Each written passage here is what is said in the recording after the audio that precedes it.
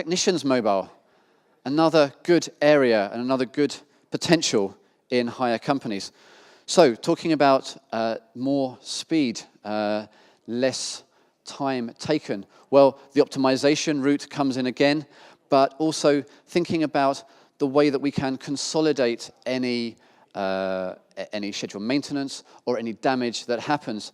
If we can bring together all of a multi-depot environment, and rather than having two depots who are supplying different equipment to the same site, and therefore send out two different technicians, a good example is that you can then say, okay, well, no, we know that the whole thing is in one, and one technician can go to that site and do both bits of equipment. And that's actually an example whereby I'm aware that things are benefiting hire companies.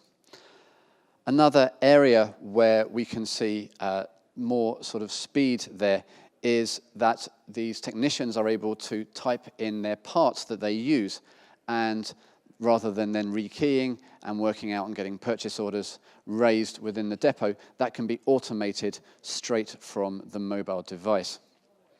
So how does that help customer service?